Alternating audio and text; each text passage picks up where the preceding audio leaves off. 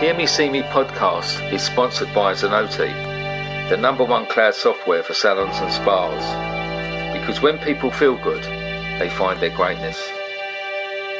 I am Stuart Roberts, and I'm really excited to introduce my new podcast, Hear Me See Me. It's just over 5 years ago. I did something that changed my life.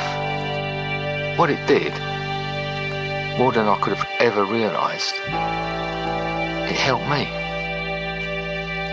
I have met some absolutely amazing people. Some of the people that work in some of these places, many of them are volunteers, but some of them it is their job. I had this idea after being inspired by a guy in America I'd seen cutting hair on the streets and seeing the difference it made to the guys who were there. This is more than a job. This is a calling. Hello, this is Stuart from Hear Me See Me podcast, and I've got an incredibly important guest with me today. Her story is an incredible one of hope, but it's very graphic and very disturbing that we have to worry about these things in this day and age. But she really is a guiding light for hope, that there is always a possibility to get through these things. Today I'm introducing Shandra Woworundu. How are you? I'm doing great, thank you. And thank you for hosting this conversation. That it's important people, our community and society to hear me. Yes. Not only to hear me, but you will see me in someone else around us. Yes. That's it. And to be honest, the minute I started reading your story, to be honest, I started reading it and I had to stop because it's very upsetting. And then, to do it justice, I stopped because I wanted to hear it from you. I wanted the power of hearing it from you. So if you could you tell us about your story? Absolutely. Because I believe the story, the life testimony will help to change how the way we see, how the way we want to do, and how the way we act accordingly to stop human trafficking and end modern slavery globally. Thank you. Thank you so much for allowing me to share my story. So it was in 1998 when political turbulence in Indonesia. So I was a money market trader, financial analyst, and an assistant general manager of Treasury Department, and specifically managed treasury activities with a money market trader. It was excited. I was so young with a nice profession, and I never imagined at that time it was ended. My profession ended because of it's just amazing how the riot happened in Indonesia, how the fire, they burn building, they burn businesses, and of course I couldn't work because of the dangers, especially there was a racism and discrimination happen in my country, Indonesia, where Christian fight Muslim, Muslim fight Christian, and also the differences of economic layers and the difficulties of this population. And I lost my job. And I was a labor rights activist there. I went to the street fighting for the better labor law in my country, especially for women. I went to meet the president in the presidential office to talk about how we do better and to protect vulnerable people that slave in the factory, in many different, workplace. I was so proud by myself. I went to the street, I raised my hand, I speak loud. Oh, it was amazing. But at that time, I was a single parent with a young daughter, like toddler, and I was thinking, I have a saving. I have plenty saving. I have millions of those. But if I spend my money, how my future look like? How my daughter will achieve the best education, achieve the better goal of our life. So I decided to seek an employment, and in Indonesia, it wasn't possible. It wasn't possible with the economic downturn after the incident or the accident, the political, riot that happening in my country, 1998. So actually, I went to Japan to be an Indonesian ambassador, and then I went back when I was waiting for my, for the next schedule. I was thinking, I want to go to United States. I want to go to Western country because I knew at that time I was working in money market trader, so I knew exactly the power of the currency. I knew the power of US dollar, and I saw when when Asian look at and watch a Western movie, what you imagine is the beauty of this Western country, right? A blonde, and then the food, like McDonald's, Pizza Hut, and actually it was a fancy food in my country. When I'm here, it was a junk food, and it is a junk food, right? So I was excited with the music. I love Beatles. I love ABBA. I love all the Western music, and also I love Whitney Houston. And I said, like, why don't I go to America? Because the US dollar is the power at that time, right? It's not like Euro, it's not Australian, but the US at that time, it was controlled the economic. When you want to do, import export using the US dollar, you want to do the war, you count it in US dollar. Oh yes, I want to go to the United States. I will see Lady Liberty with the hand up to the sky. I will meet Richard Gere, the handsome in the movie. I want to see Whitney Houston, and I want to eat McDonald's, KFC, and Pizza Hut.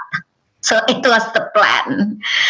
So I seek an employment opportunity through newspaper, and I saw advertisement said 6-month period working in hospitality industry, which is hotel.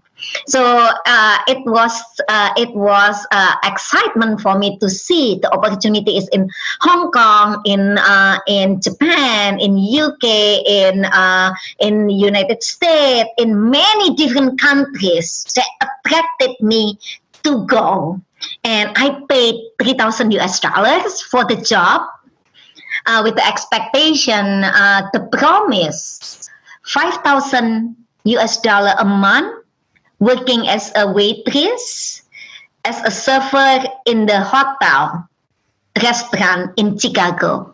Yes, I was excited. I was accepted after I went through many different tests.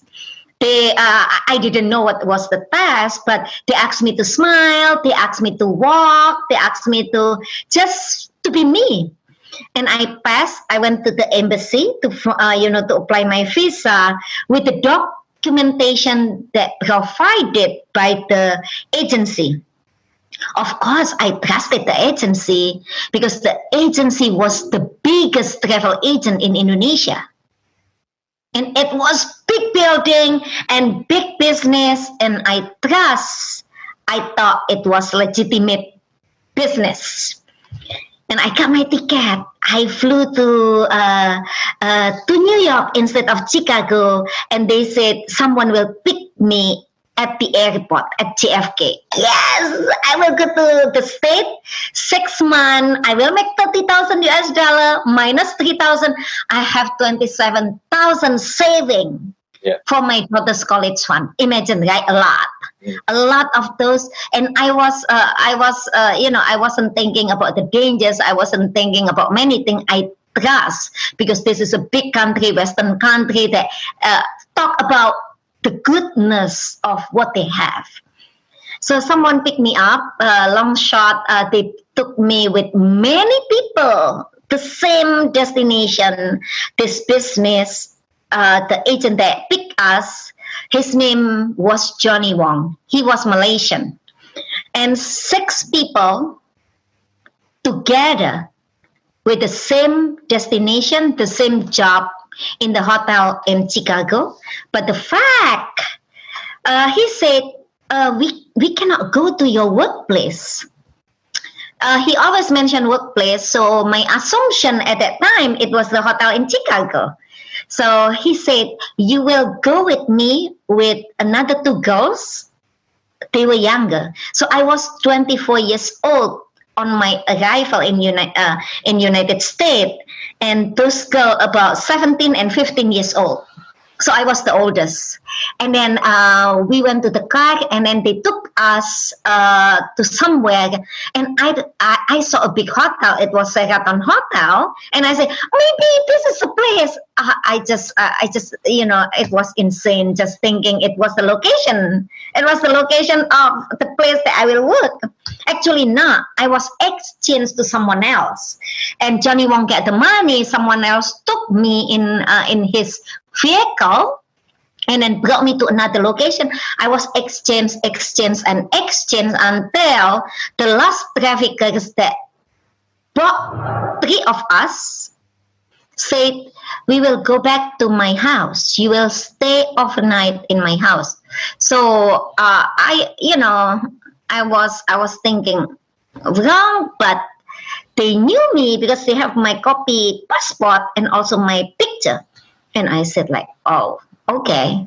And then I got into the vehicle with 2 girls, Monica and Nina, and he drove to his house. It was like a townhouse, like it's community. He asked me to go to the top floor, which is attic, like on the roof.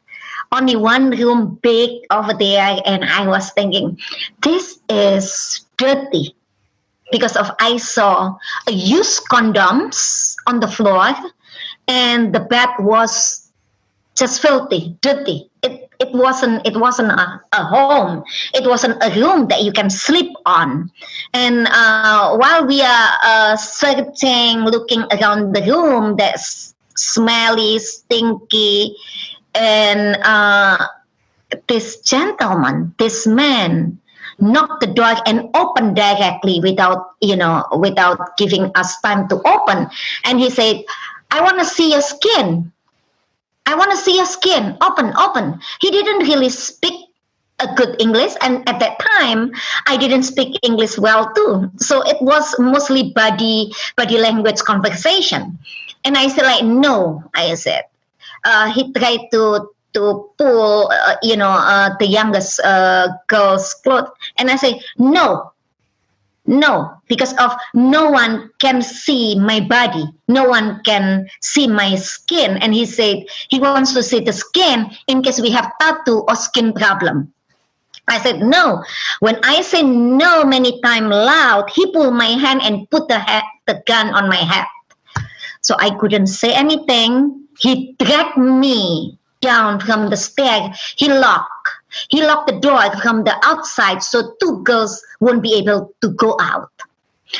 He took me down to the basement. He pushed me into the vehicle, and he didn't say anything. He just gave me a bad look, a bad expression, like very tight and strong, with a gun on my waist. So I couldn't say anything. I tried to open the door, and the door was closed, like couldn't open by inside. So you have to go outside to open, like they put the safety lock on it. And he drove about 10, 15 minutes.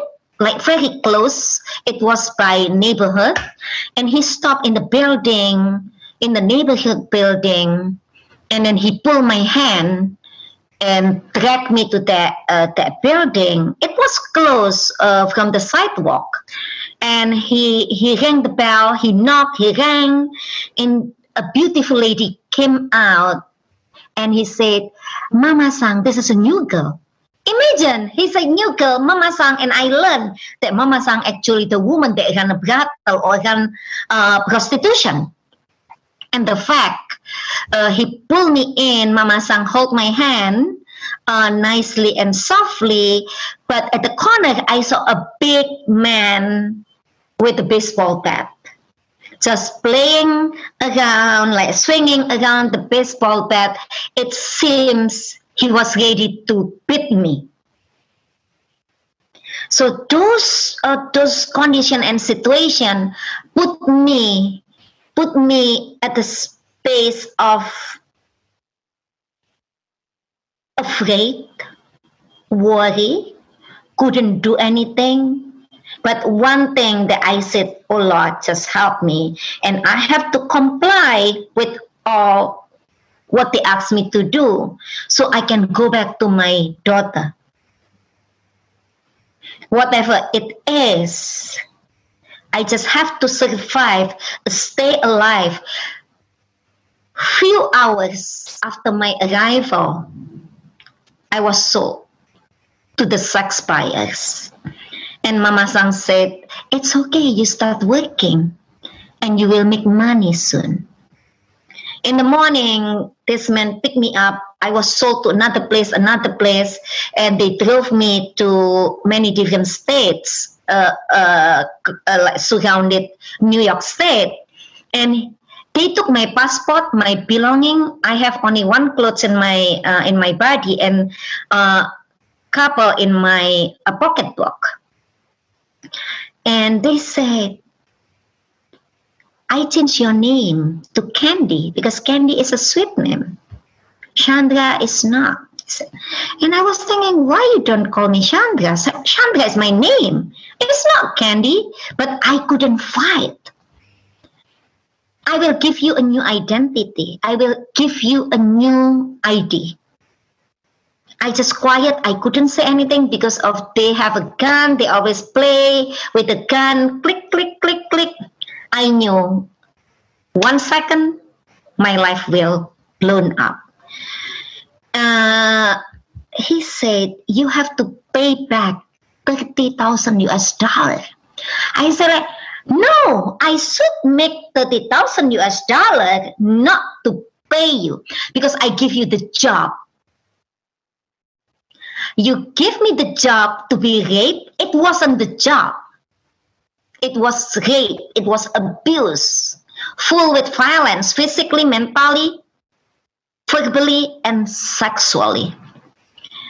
One customer, one sex buyer that bought my body will deduct $100 from that debt creation. If I didn't make 2,000 that day, if the trafficker didn't get 2,000 in a day, I won't get a proper food. But they drug me, they give me alcohol, and I didn't know if I can drink water from the faucet. Because in my country, we didn't drink water from the faucet. So I didn't drink the water. I didn't drink milk or juice, only alcohol morning to night time. And I couldn't sleep because of in the brothel, they open 24 hours. When it's nighttime, they send me out for escort or something. Sometimes they drove me to the hotel, to the neighborhood, to someone's house, or to the casino. And sometimes people that bought me, actually it's for the party, still deduct $100. So in my mind, in my brain, when I finish, I paid off that debt. If one person bought my body for 5 hours, still deduct 100. So when I eat, when I finish this abuse, finally one day I couldn't take it anymore because of when I fight, they put the hunting knife on my neck and ready to slice my neck. Sometimes it's break my skin. And the thing that I didn't understand at that moment, one person that carried the gun, he has a police badge. And he always said, don't do anything stupid. In my opinion, In my opinion, law enforcement should help people that are vulnerable, should protect people that are vulnerable like me at that time. But the fact, why he has the gun, why he was scared and he scared me, he told me that I cannot do anything. It was the fact.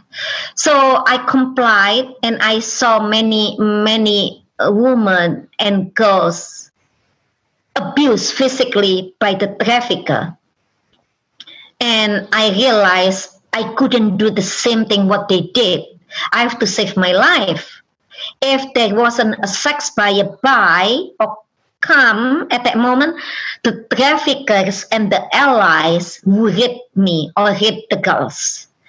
And if we didn't take the drug, sometimes he just pins my nose and put the pill in my mouth or the alcohol in my mouth. So that's the situation in the brothel or in this commercial sex trade, sex industry, where we are nothing. We are powerless. If we do something, the payment is the abuse, physical abuse. So, long shot, they sent me back to Johnny Wong in Brooklyn, New York. So I decided that it was the end of the day. And he wanted me to go to another location, another city called Boston. It's not that far from New York, but I realized that Johnny Wong, won't protect me, even though I trusted him. And he always said, "Oh, I'm so sorry. I didn't know that you were abused. I didn't know that you were sold." But Johnny Wong said, "You will go with this man to Boston to go to your workplace." And I remember the workplace that I should go is Chicago. The city was Chicago, not Boston. So I start getting smarter. And I said, tonight I will stay with you. I will stay with you because I'm tired. And Johnny Wong granted my wishes. And at that day, I met another girl. Her name was Yvonne. Yvonne told me, "Hey, Candy, if you paid off your debt, call this number. His name is Steven. He will help you to get the job. He will help you to make money so you can go back home and meet your daughter." It was another hope. It was another hope, and I kept that number in a small piece of paper in my bra. So I'm afraid that it will be lost or taken by someone, and I have to keep it safe. Nighttime, it when Johnny Wong's sex business was slow at that night. And I walked around in that house to find out how can I escape. And I just said, "Oh Lord, this is the day.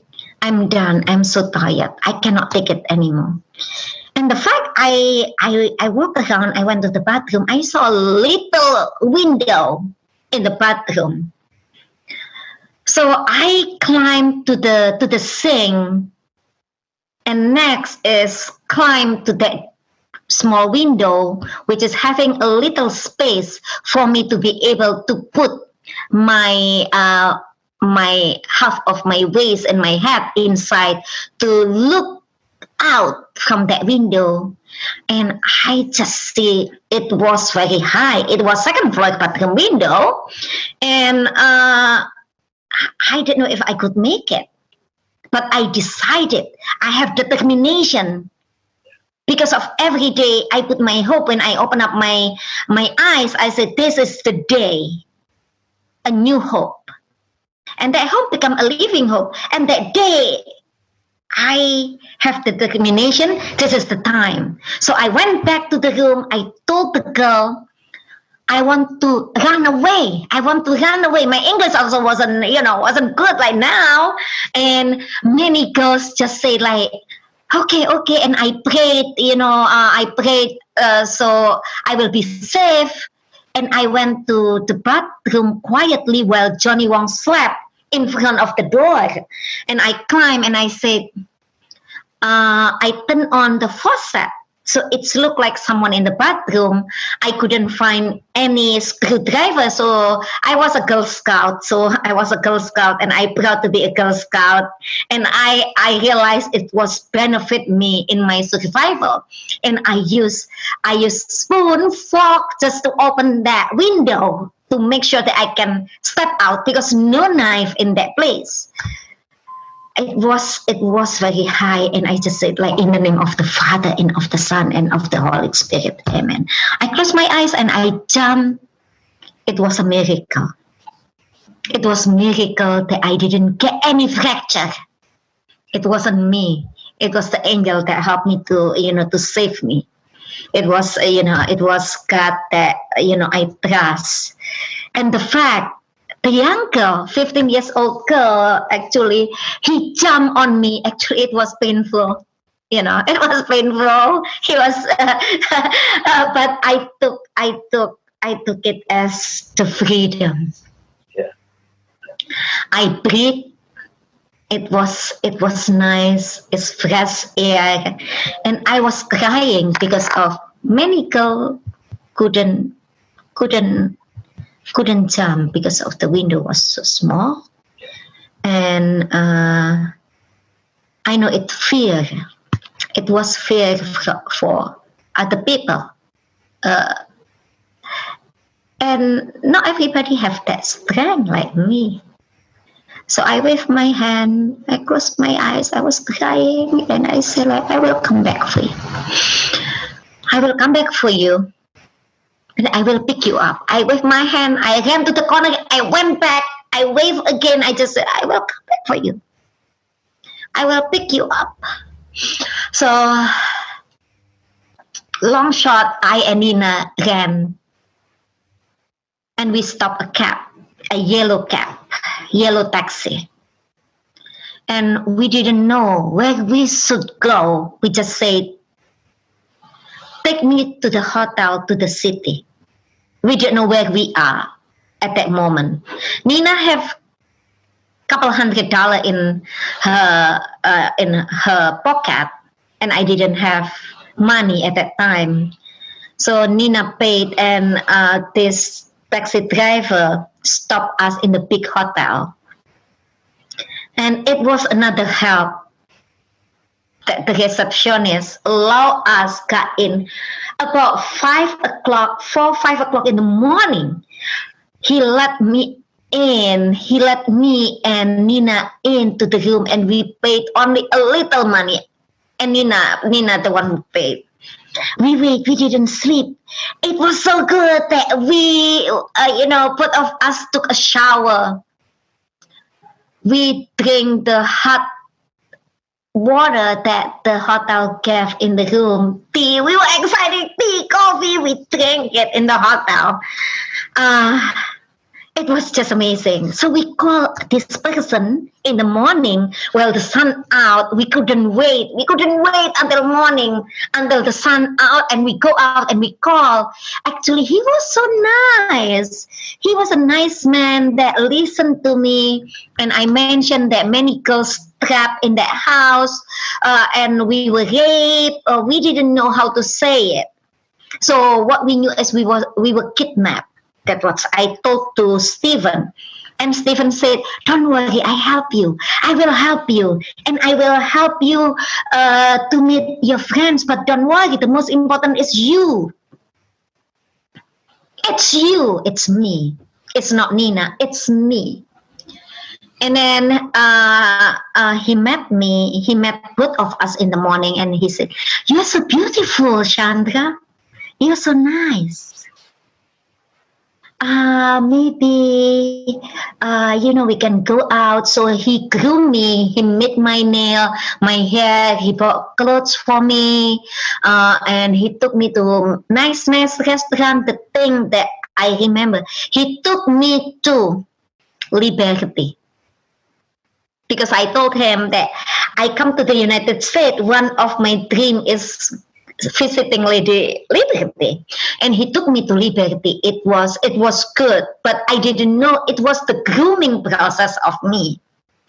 Until weeks, finally, he was on top of me at the night time, and he wanted to rape me. I said no, and I learned self-defense at that time, so I was able to got away from him. I got away from him, and I ran. I woke Nina up. Come on, let's go. And we wait until morning again, and we wanted to pick up our stuff at the hotel, and it's all gone. Stephen took it because, and Stephen came back and met us in front of the hotel. Stay here because of customer come. So I knew that I was in there. So, no, I said I tried to get away from him because of he held my hand and Nina, and he said Johnny Wong will come, and then he took the phone, like walkie-talkie and phone, long ago, like walkie-talkie and cell phone together, and he pitched Johnny Wong. Johnny Wong, the girls are here. Come and pick them up. So I knew that I was in the situation, and I just punched him. I got away from him. Thankfully, I learned self-defense at that time, and I ran. But Nina couldn't get away. Nina was with him. So I was alone. I tried to seek help. Actually, Nina went back to the brothel in Brooklyn. I seek help. I went to people asking food because of I was homeless. I picked the food from the garbage can. I asked people to get me the food. I slept at the park. It was a survival. If now I look back, I couldn't imagine how strong I was. If I have to rewind my life, I didn't know if I could do it again. Until I went to law enforcement, I went to Consulate General of Indonesia, I went to churches. Nobody understand. Nobody see me as a victim. Nobody want to help me.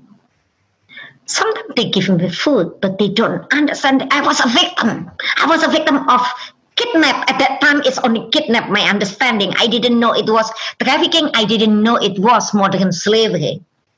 Until someone approached me and I asked help because I was crying, I was hungry.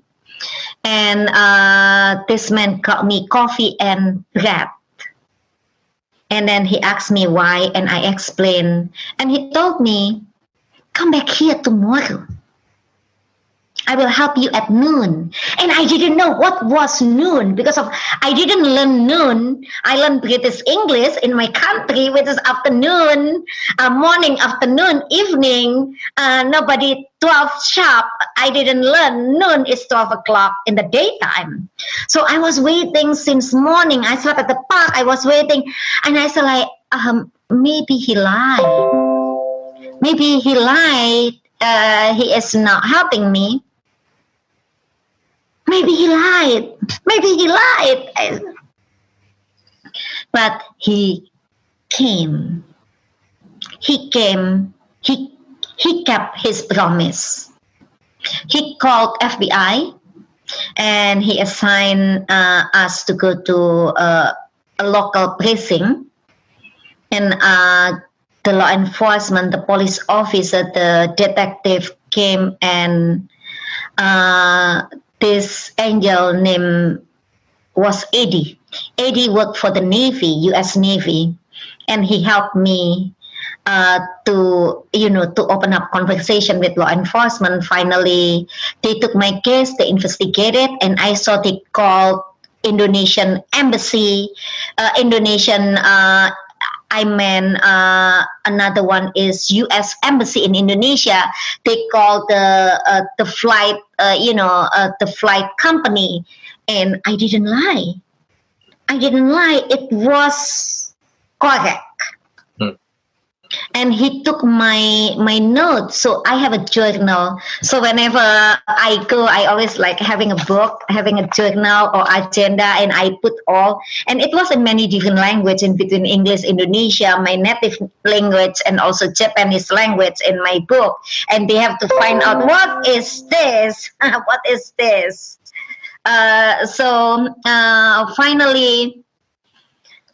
Finally, they decided to help me, and by asking, "Are you ready to meet your friend?" I didn't know what is that. I mean, I said yes. I said just say yes.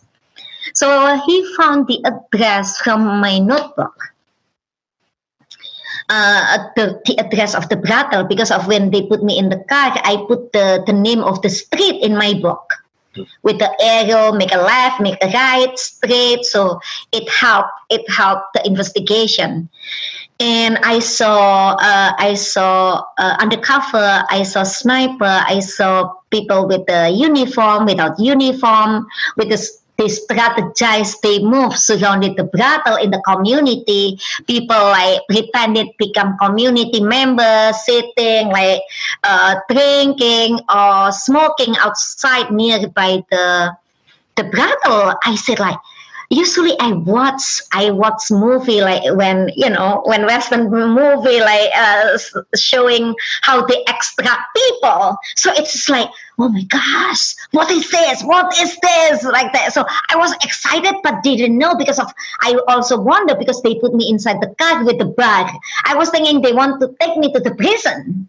I didn't know too, so it was like mess. Nobody explained from 1 to what is the step, and finally someone pretended become a sex buyer, rang the bell, and then I didn't know the conversation exactly, but I hear like lightly, and they got in the law enforcement because I told them they have a gun, and I saw like, wow, and then the officer there with me like try to cover my head so I will not see the action. Yeah. Oh, finally. This officer George told me, his name George. He passed away already now, and he said, "Shandra, it's over. It's over."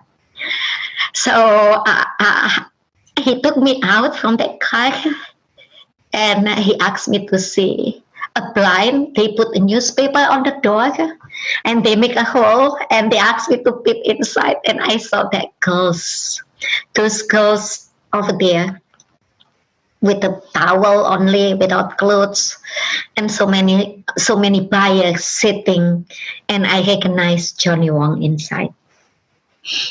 The girls went out. I was crying. We were dancing. It was joy. We were dancing together. We hugged the officer. I hugged, the officer Eugene, and we were dancing like, hold hand and dancing. I just like jumping around. It's the beauty, the joy of freedom that I was able to see that goes out when I look inside from that hole that they made for me to be able to see. I said,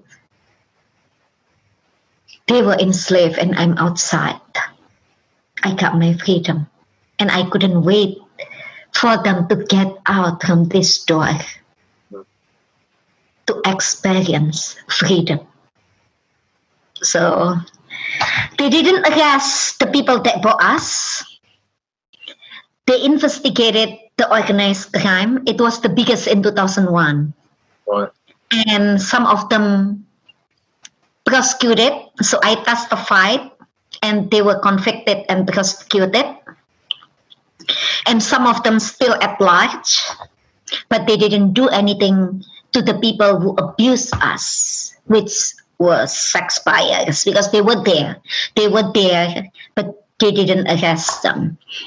So yeah, it was my life story, and I take from there as a lesson learned to be who I am today. It is a long journey. I reunited with my daughter in 2004. and she came here, and it was beautiful. My reunion with my daughter, and he asked me, "Are you my mama? Are you my mama?" I was crying. Yes, I'm your mom, because we just speak on the phone. Yeah. And we built our life in New York. Yeah. And it's difficult. It's difficult surviving without enough support. It was limited support, lack of support. Yeah. And finally, I was able to gain my own independency, because of I always have determination. They challenge me, you want to go back home, or you want to be here? If you're here, you will prosecute that bad people. And I have to sacrifice myself. And I told them, I want to see those people that abuse me to be jailed. Yeah. And the fact it wasn't safe for me to go back home because of the trafficker seek my location in Indonesia. So they changed my name in the United States for a while, and then I got back my name and I start my advocacy. And I was able to establish my non-profit organization to help people that exploited and trafficked in New York and globally. That's Mentari, is it? Yes. Yeah. Mentari, USA. Mentari means sunlight, sun bright, the warmth of the sun. So a lot of meaning from Mentari. And I take this name because when I was in captivity, I didn't see the sun because of, even if you see the door, right? There is, if there is a blind or curtain, from the inside, when you open, actually, they put the wood on it, so you cannot see what is outside. Yeah. Even when I was in Connecticut, I was in the attic. I tried to escape back. I was a Girl Scout. I just connect, arrange, make a knot, to make the seat, the clothes long, and jump from the window, but I couldn't reach the ground, and I have to go back up because of this is too dangerous for me. I didn't know where I was. It looked like wood, like in the forest. So a long story, but Mentari helped since I established. Mentari helped 560. Wow. Survivors of exploitation and trafficking. Wow. In United States, and we have worked in Indonesia and also in Caribbean island, in Trinidad and Tobago. Right. Yeah. To introduce, to educate, and also to raise awareness of human trafficking or modern slavery, so the community will learn, will be aware, able to identify and know what to do. Yeah. So they don't just accept that these brothels and these places are just so they know the story behind. Yes, because they need to hear the story. Not only education about what is human trafficking. There is a law by the UN, by the United States, by the UK, by OSCE countries have a name of what is human trafficking. But by telling the story, people will catch easily and remember easily what is human trafficking, what is modern slavery. Because if you just talk about human trafficking, blah, blah, blah, blah, blah, this is what you can do, they will not remember. But if someone, a survivor, speak up, sharing the story for awareness campaigns, for awareness, for education, people will learn, even though somehow some communities said it doesn't happen here. Human trafficking or modern slavery doesn't see you are immigrant, you are a domestic in UK. They don't see if they are British or they are immigrant. It if you're a victim, you will be everybody potential to be a victim, especially people that vulnerable, minority, or having, low self-esteem, jobless, and, just underserved population will be. Like in Europe, example, like Roma Sente, Eastern Europe, very vulnerable. And also, it's just happening everywhere, and we don't see with our plain sight, whether in the house as a domestic servitor, become a nanny, become a housekeeper, or also in the farm. In the farm, in the factory, or in the restaurant. I met someone, I didn't believe the first, because I watched movie about people from China that brought to the state inside the container. Yeah. Through the sea. I didn't believe, or I thought it was just a Hollywood movie. But I met one. So when I did outreach to my community, I become a waitress. I become a nanny. I become a housekeeper. I become anybody just to go to the street. I go to the community to find victim, to learn what is happening in my community. Without me going out to the massage parlor, to illegal brothel, I didn't know how they feel. So I learned one girl from Malaysia. She was in the container, and she has to pay 75,000 to come to the United States. Yeah. When I was trafficked, the girls also from Malaysia without any passport, they smuggled her from the sea, and then they didn't let her go. Instead of they slaved her, become a sex slave. So this is the relation in between smuggling and trafficking. Smuggling is not trafficking, but people that smuggle potentially or can be trafficked or exploited. Either way, it's making a human being a commodity. Yes. It's hard to understand. Too, like you hear a story as yours that he puts it into perspective of, because you kept saying, the fact that money changed hands when you first got here. So you was sold. That guy sold you to that guy. That side guy sold you to that guy, like a piece of meat being sold along the line. And then you said when the people were using you, that you said when they bought me, you kept saying when they bought me, and to me that really struck home as being, no human could be bought. No, like I've got 5 children, and I've got 4 grandchildren. Of my 5 children, I've only got 1 boy. I've got 4 daughters, and you was 24. One of my daughters is 22. The thought of that happening to my one of my daughters fills me with horror, but that is someone's daughter. You are someone's daughter. The girls that go missing in America and Britain, they're someone's daughter. And this is what maybe the people don't see when they're doing. Yeah, it is just sad to see.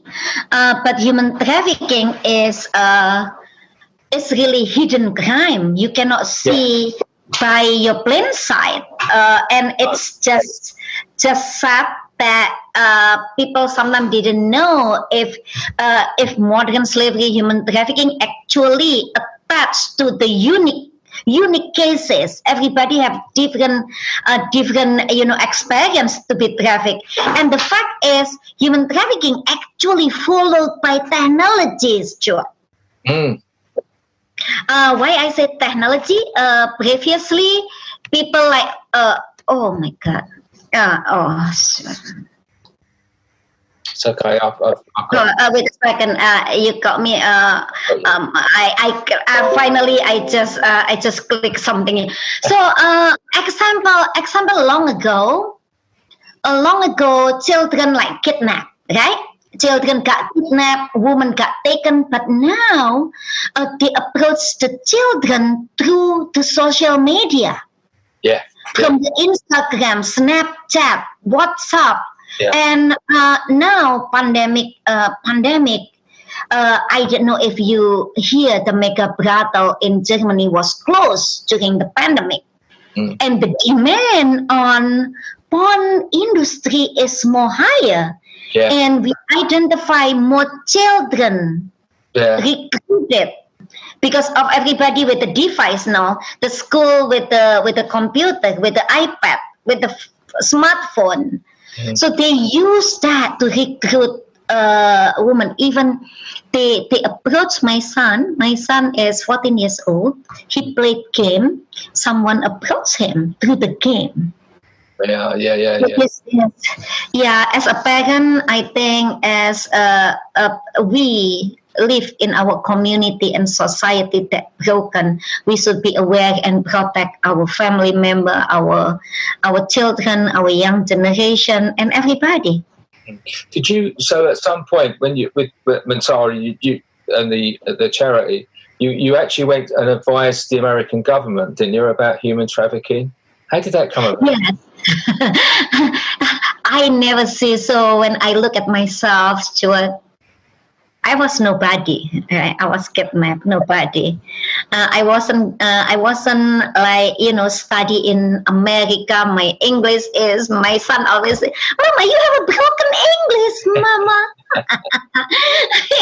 And I told my son, and I told everybody that don't understand me. I told, that is not my problem.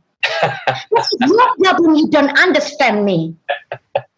I understand to speak, but you don't understand. That's your problem.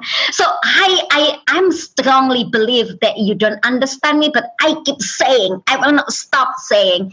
And I involved with the policy, changing the law, and also introducing the law from city, state, and federal and international. And I was identified by the administration of Obama administration to be the first member of the U.S. Advisory Council to the Presidential Task Force based in White House. So I was like, oh my God, I was from nobody, and how it turned up become someone that I think that's the it's kind of dream for everybody to be able to be advisor. And we work with government agencies, giving our voice, giving recommendation to make better, because of I believe people like me having the first experience dealing with the trafficker. We should be on the table discussion. We should be involved from the beginning to the end. And also, I'm so grateful that OSCE appointed me. I was appointed by OSCE and ODIHR to be the first international survivor of trafficking advisory council. Right. To the ODIHR and OSCE. Yeah, it's just keep the strength. Nurture your passion and compassion. Yeah. Become a leader, surrounded with good people, positive people that support you. Yeah. And I believe through partnership and collaboration like me and you, right? Yeah. People listen to the podcast and learn. I think we will achieve. We will achieve more, bigger scope in the global level. And also, I think more people will learn and aware that it's happening. What can we do? Yeah. What can we do together? So, yeah, whenever testimony come up from me, I just hope that people, number one, will listen to me. Yeah. The second is, you see me in your community. You don't need to see Shandra in person, but you see people that are victimized like me surround us. It is everywhere. and how you identify them, how you help them, how you make the report, how you make the action to eradicate modern slavery and trafficking. I think as well now, I mean, you've led on to it so well, that the fact that there's a new fight for you at the moment, because in America, and I think worldwide, there's this thing, we're seeing a lot of it in America, this Asian hate. Now, what an asset you've come to the USA, what an asset you've become. You know, you've done so much, and yet you could easily be, and the people are constantly, a victim of Asian hate crime. Yes. What has been happening there with that? This is interesting question, Stuart, and I'm honored to represent Asian community to speak now. Asian is underrepresented in the United States. That's number one. Asian people is always try to stay away from the problem. They just I just want to get away from the trouble because I just want to make living, and also just to make my family continue their life and be better, make a better life than me. So I work hard for my children. And also, I think the opportunity that they give to Asian is not recognized a lot. Only a few people that become a leader, and thankfully we have few Asian leaders in this country. And also, they don't understand that Asian is not only Chinese. What they understand, what they learn, Asian is only Chinese. And Asian is huge. Come on, American. Asian is Indonesian, Nepali, Tibet, Indian. They don't know. They think Asian only with the sleepy eyes and light skin, and they just think is Chinese. When they see me, hey, Chinese. Even during the pandemic, actually the hate crime is raised high. You know what? One element is we have the leader that started. We have the government leader that never served people, become a president that mentioned this is Chinese flu, Kung flu. Yeah. They blame the virus on Chinese people. We cannot blame someone because of the Chinese, because of Chinese or from China. What we have to understand is came from there how we stop this infection instead of bully. If we have the leader is bully and racist, so it's create the government. Racism is already rooted here since long ago. By stating that, actually, he threw the fire in the bush and become boom. And I experienced a lot. I cannot speak on someone else's experience, but it is in the newspaper, it is in the social media. But my experience during the pandemic, I went to the store. The store owner said, they are not Asian.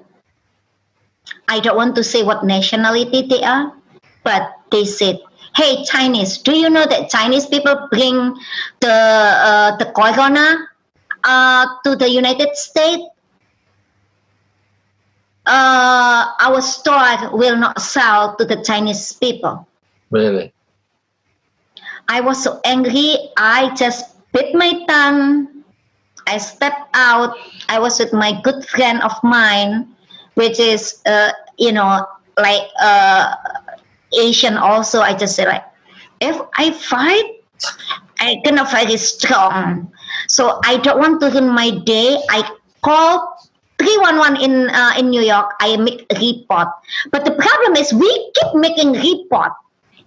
But where is action? action of the government? What is the action of the local government? You just make a data of hate crime and racism, discrimination, but you don't have any action. Your action, we just speak loud. It is in example in the media, like a couple of days ago, the guy being in the subway, and someone tweeted in the TikTok, and it draw the attention. How about other people? Where is the action? So we have to act accordingly without putting separation in between color.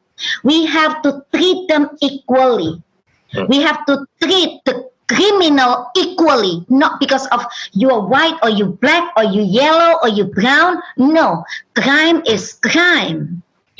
So this is what we don't have here. So we keep reporting Asian hate crime. I walk, someone spat on me, poof, and they say like Chinese. So what is that? And sometimes I fight. When I go to the store, I fight. I'm not Chinese, I said.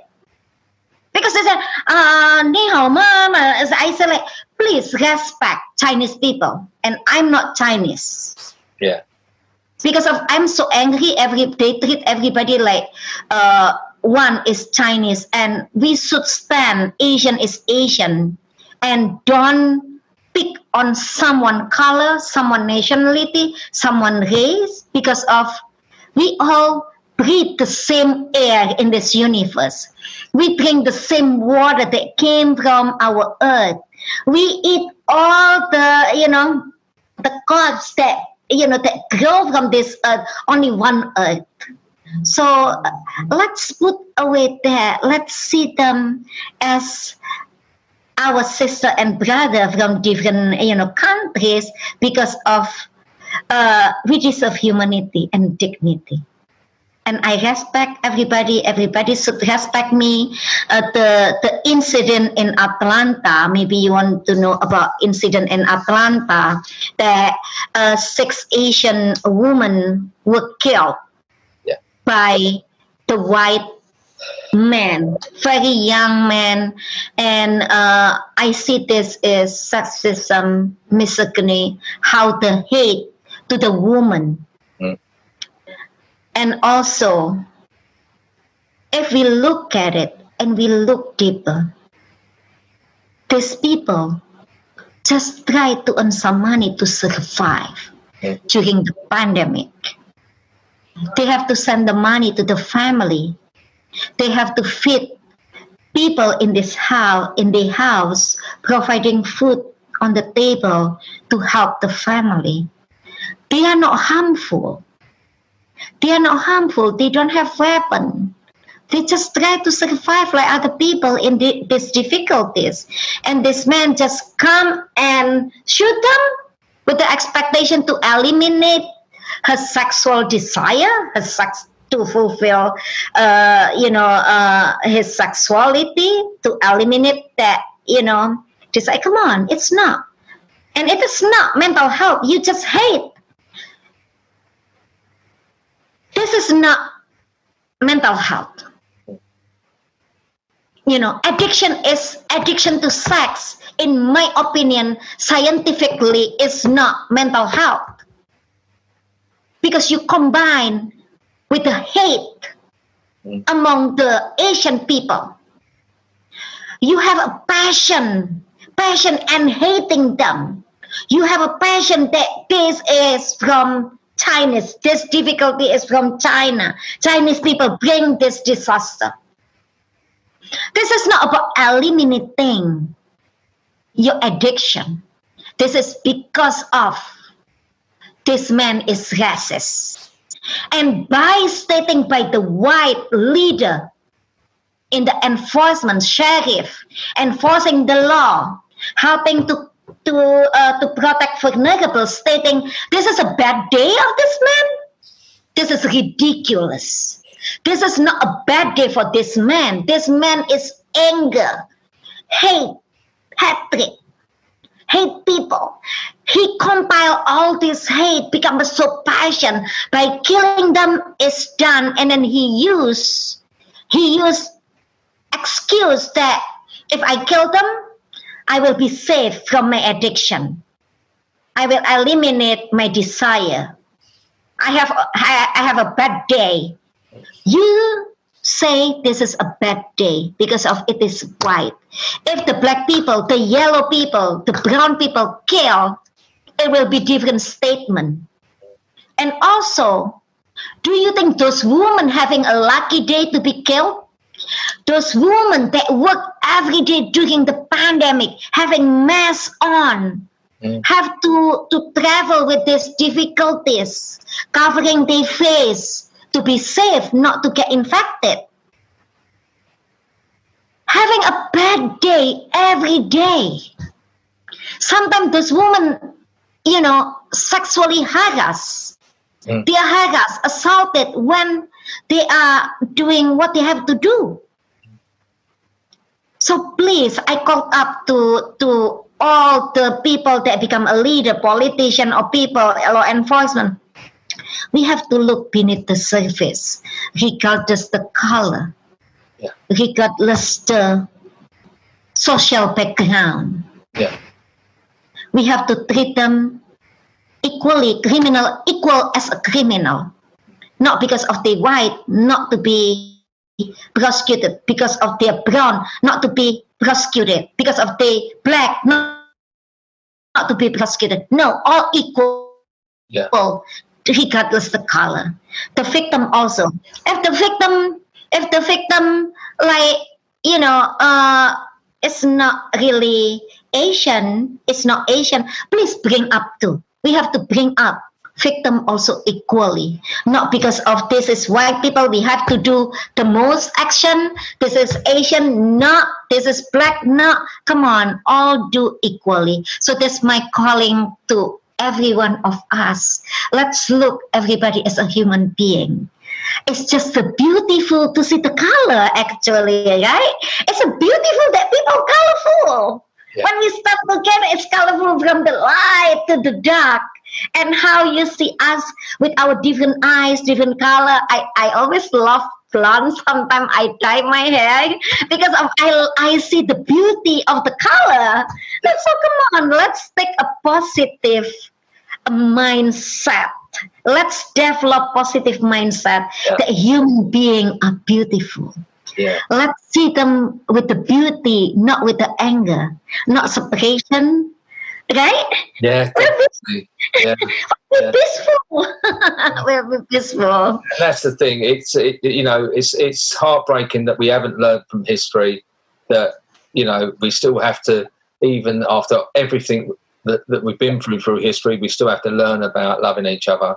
But hopefully, in the next couple of years, I'm hoping we've got there's possibilities we may be taking haircuts from us to the US. We keep getting asked to go over there. I really pray that when I manage to get over there, I'd really want to meet you in person. Maybe I'll dye your hair blonde for you.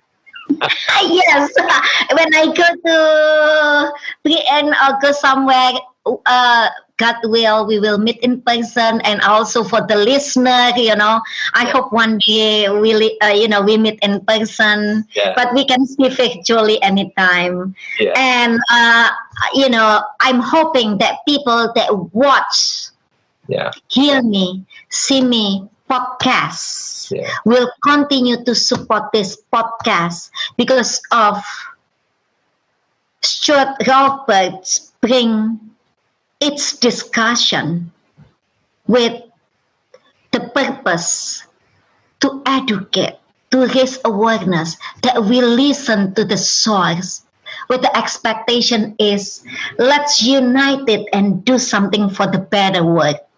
Doing good for the better world. Start with hear me, see me, and act together. Oh, that's beautiful. Thank you so much. And I really appreciate your time coming on. And we'll definitely be keeping in touch, Shandra. Thank you so much. And if you need my support, my help in many ways, you have event or whatever, please let me know. I will help to share it with my community because I love what you're doing. Thank you. I love what you're doing. It is like touching when I see like, what? With the name like, this is what we are doing, like feeding homeless, and we do we cut their hair with, giving them shit. Thank you for your beautiful heart to love our neighbor. Thank you. And we'll definitely be in touch. Shandra, thank you very much. You're welcome. See you again. Just over 5 years ago, I did something that changed my life. What it did, more than I could have ever realised, it helped me. I have met some absolutely amazing people, some of the people that work in some of these places. Many of them are volunteers, but some of them, it is their job. This is more than a job, this is a calling.